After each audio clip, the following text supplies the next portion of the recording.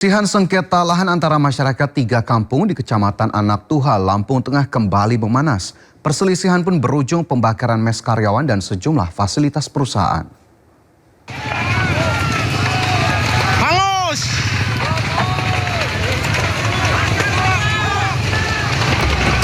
Peristiwa pembakaran terjadi di kawasan perkebunan PT Bumi Sentosa Abadi atau BSA di Dusun Sriwaya, Kampung Jati Tuha, Kecamatan Anak Tuha, Lampung Tengah. Sejumlah warga mendatangi kawasan perusahaan dan meminta seluruh karyawan serta penghuni mes untuk meninggalkan lokasi. Setelah karyawan dan penghuni mes meninggalkan lokasi, massa kemudian membakar sejumlah bangunan dan fasilitas perusahaan. Api membakar mes karyawan, gudang, 1 unit sepeda motor, tangki solar, serta 3 unit mobil milik perusahaan. Tidak ada korban jiwa dalam peristiwa ini. Aksi pembakaran terjadi akibat konflik lahan antara masyarakat dan PT BSA yang telah berlangsung selama belasan tahun. Ratusan aparat kepolisian dan TNI kini masih melakukan pengamanan di kawasan PT BSA. Dari Lampung Tengah, Lampung, Ferry Syaputra, iNews melaporkan. Kita ke informasi lain, pemirsa. Satu lagi bertambah deretan tenaga kesehatan yang sempat merundung pasien BPJS Yurizal diberhentikan dari tempat kerjanya. Nike Adelia Marliana, seorang nakes RSUD Cicalengka Kabupaten Bandung, diberhentikan karena komentar nir empatinya di media sosial. Ingin mengucapkan turut berbelasungkawa kepada keluarga korban Yurizal dan juga ingin mengucapkan permohonan maaf yang sebesar-besarnya kepada keluarga korban atas komentar saya di tweet. Assalamualaikum warahmatullahi wabarakatuh. Inilah permintaan maaf atau klarifikasi yang disampaikan Nike Adelia Marliana, seorang tenaga kesehatan RSUD Cicalengka, Kabupaten Bandung, Jawa Barat. Permintaan maaf disampaikan usai ucapan nir empatinya di media sosial terhadap pasien BPJS yang meninggal Yurizal menuai kecaman beberapa waktu lalu. Namun, ucapan permintaan maaf saja ternyata tidak cukup. Bupati Bandung Dadang Supriyatna telah meminta manajemen rumah sakit mengambil langkah untuk memecat Nike. Ucapannya tersebut dianggap tak beretika, melanggar aturan, serta mencoreng dunia kesehatan dan institusi rumah sakit. Tidak beretika, tentu saya sangat kecewa. Dan saya sudah instruksikan bahwa orang tersebut dipecat atau dikeluarkan dari ASN dan termasuk dari rumah sakit Cicalengka yang tentunya juga berlaku untuk semuanya. Siapapun yang melakukan pelanggaran etika, disiplin dan sebagainya, maka kami tidak akan segan-segan sekaligus memberhentikan orang tersebut. Sebelumnya, seorang pasien BPJS Yurizal Trihairawan mendapat rundungan di media sosial dari sejumlah dokter dan tenaga kesehatan. Hal ini lantaran Yurizal mengunggah curhatan di media sosial terkait lamanya menunggu ruangan perawatan. Dan tak lama kemudian Yurizal diketahui meninggal pada 31 Juli lalu. Mendapat kecaman dari masyarakat, sejumlah dokter dan tenaga kesehatan ramai-ramai minta maaf. Masyarakat pun berharap sanksi tegas terus diberlakukan bagi tenaga kesehatan yang tak punya empati agar kejadian serupa tak terulang di kemudian hari. Tim Liputan iNews melaporkan. Setelah lakukan ekshumasi, tim forensik Polda Metro Jaya memastikan tidak ada bekas luka akibat benda tumpul maupun benda tajam pada jasad Sutrimo. Sementara menurut ahli ilmu forensik, polisi sangat terlambat melakukan ekshumasi.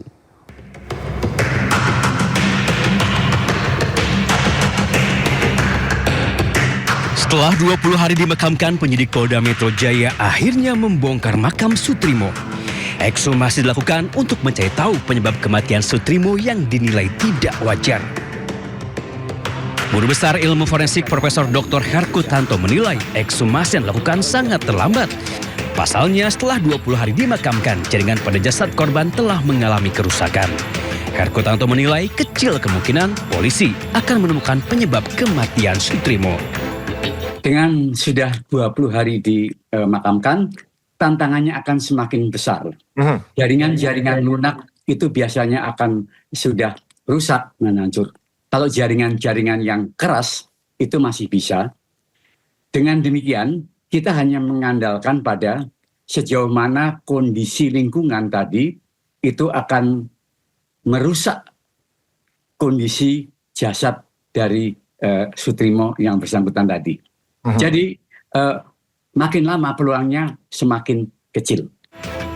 Sebelumnya, tim penyidik Polda Metro Jaya membongkar makam Sutrimo di pemakaman Bantar Agung, Desa Walahar, Kecamatan Wangon, Banyumas, Jawa Tengah. Proses ekshumasi berlangsung hampir 4 jam. Tim forensik memastikan tidak menemukan bekas luka akibat benda tumpul maupun benda tajam pada jasad korban. Dari hasil pemeriksaan dalam, pemeriksaan luar dan pemeriksaan dalam, secara visual kami tidak mendapatkan tanda-tanda luka yang dimana diakibatkan oleh karena kekerasan tumpul maupun kekerasan tajam. Kamis 23 Juli, orang dekat ex-Jampitsus Febri Adriansyah ditemukan pingsan di depan klinik Morden. 4 pria misterius membawanya ke Rumah Sakit Muhammadiyah Taman Puring. Pihak rumah sakit menyatakan Sutrimo tiba dalam keadaan sudah tidak bernyawa dengan mulut dan hidung mengeluarkan busa. Di tengah proses hukum yang tengah menjerat Febri Adriansyah, kematian Sutrimo pun menyedot perhatian publik. Kasus kematian Sutrimo pun telah naik ke penyidikan dengan dugaan pembunuhan berencana. Tim Liputan Ainus melaporkan. Ekshumasi jasad Sutrimo kini membuka babak baru pengusutan kematiannya. Pembongkaran makam dilakukan untuk mengungkap penyebab kematian serta mencari petunjuk baru dalam kasus ini. Dan berikut perbincangan Yudi Handoyo dengan kuasa hukum keluarga Sutrimo, Aan Rohaini, dan Komisioner Kompolnas Yusuf Warsim. Baik, kita lanjutkan dialog kita. Saya ke Mbak Aan kembali. Tadi seperti yang dijelaskan tentang sakit yang sudah lama ya Mbak Aan. Ini juga tadi diceritakan oleh pihak kuasa hukum. Mbak Aan, seberapa dekat sih hubungan almarhum dengan keluarga Pak FA dan keluarga almarhum dengan keluarga Pak FA? Apakah ada semacam kedekatan khusus begitu mengunjungi ke sana misalnya ke Banyumas? Tidak pernah. Jadi gini, Pak Sutrimo itu selama hidupnya itu memang orangnya tertutup, dekat dengan keluarga juga dengan adiknya itu. Hanya via WA hanya menceritakan tentang kegiatan dia hari ini dan lain-lain. Yang bersangkutan sama sekali tidak pernah ngobrol banyak terkait dengan pekerjaannya gitu kan. Adapun Pak FA tidak pernah ke Purwokerto, tapi dari keluarga pernah ada soim misalnya, pernah diajak sama ibunya, pernah diajak ke rumah FA sebelum selesai, sebelum jadi, sebelum rumahnya jadi, tapi tidak pernah ketemu Pak FA. Jadi keluarga tidak memiliki ingatan terkait dengan apakah Pak FA sedekat apa ke Pak Sutrimo. Tapi pada prinsipnya Pak Sutrimo selalu kalau misalnya apa-apa ditelepon Bapak. Jadi selalu mengatakan kayak kemarin pulang juga karena diminta Bapak untuk pulang. Tiketnya sudah disediakan dan lain-lain kan seperti itu gitu kan. Jadi karena saking pekerjaan tertutup lah. Cuma memang dia menjelaskan bahwa misalnya memang tugasnya diantaranya misalnya kalau ada rumah ini diperbaiki dan lain-lain, yang bayar listrik, yang bayar air dan lain-lain juga Pak Sutrimo gitu kan. Artinya dia orang salah satu orang yang memang dipercaya, karena dipercayalah pegang kunci itu pasti dipercaya gitu kan. Nah artinya, tapi tentang apakah Pak FA deket banget sama keluarga dari sini, tidak, karena baru kali ini juga kita mendengar ucapan bela sungkawa melalui pengacaranya begitu kan. Tapi pada prinsipnya pasti akan kita sampaikan kepada keluarga. Itu aja sih Mas. Mbak Aan, almarhum ini, maaf nih kalau terlalu pribadi, apakah memiliki anak, istri Mbak? Almarhum ini kebetulan dia duda tanpa anak, jadi sudah pernah menikah 2 tahun dan sudah bercerai, tidak punya anak dan tidak menikah lagi, begitu. Dan izin Mbak Aan, kalau Mbak Aan sendiri akhirnya bisa terhubung ke keluarga Sutrimo dan membantu keluarga ini, awalnya seperti apa Mbak? Jadi kan awalnya memang dari awal saya menawarkan diri karena begini, ini kan Banyumas ya, saya orang Banyumas asli begitu kan. Rasa-rasanya kok diem aja ada kondisi kayak gini kan tidak biasa. Jadi dulu saya DNA-nya memang LBH Mas. Jadi kalau biasa nolong orang lah kurang lebih seperti itu. Jadi kalau meskipun sekarang saya advokat profesional, tetap setiap tahun kami alokasikan anggaran untuk pro bono minimal 4-5 kasus lah gitu kan. Nah karena memang kita juga masih ada anggaran dan kita juga punya kepedulian, jadi kita menawarkan dari awal, tapi selalu tertutup. Ya kita sih nunggu sebenarnya. Saya lebih jujur aja kalau ditanya repot, saya lebih suka, tapi harus ada yang membackup keluarga ini gitu. Kalau LPSK udah masuk atau misalnya pengacara lain udah masuk saya nggak akan masuk. Tapi saya mendengar dari teman-teman wartawan memang sangat tertutup. Akhirnya saya kalau bahasa Jawanya saya jajal awak gitu kan. Cobalah saya tes case, saya mau masuk, saya cuma butuh menjelaskan terkait posisi hukumnya gitu kan.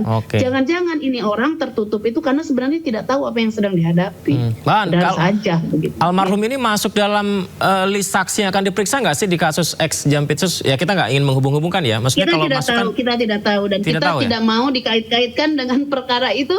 Betul bahwa memang urusan kami adalah bahwa ini ada jenazah seseorang WNI, keluarganya klien kami yang meninggal dunia, diduga kematiannya tidak wajar, itu saja. Baik, Mas Yusuf, ada yang kemarin ngobrol dengan beberapa pakar psikolog forensik dan beberapa dari pengamat mengatakan tentang naik dari penyelidikan ke penyidikan gitu, Mas Yusuf. Ini yang dipertanyakan, ekshumasinya kan baru dilakukan hari ini ya. Pemeriksaan pengangkatan kembali jenazahnya kan baru dilakukan hari ini. Apakah Kompolnas juga menyoroti tentang naikkan ke penyidikan ini tapi pemeriksaan jasad jenazahnya belum dilakukan sebelumnya begitu? Apakah Kompolnas menyoroti itu juga, Mas Yusuf? Sebenarnya kalau normanya tadi kaitannya dengan penggalian mayat itu diatur di dalam KUHP kita yang baru, itu pasal 49, 50, 51. Pasal itu ada pada pasal-pasal penyidikan, gitu. Bukan ada di pasal penyelidikan. Maka untuk melakukan keperluan pembuktian penggalian mayat, maka nalar hukumnya berarti sudah di tahap penyidikan. Ini kan kemarin rilis tanggal 10 disampaikan peristiwa adanya jenazah Pak Sutrimo ini dilakukan penyidikan, ada laporan polisi, kemudian pasti dilakukan gelar perkara yang itu disimpulkan ada peristiwa pidana. Maka sesuai dengan KUHP ya dilanjutkan ke tahap penyidikan. Nah, tentu tadi secara teknik penyidikan ya dipastikan penyidik sudah memeriksa saksi-saksi yang sudah banyak gitu. Jadi bisa keterangan saksi, petunjuk gitu, fakta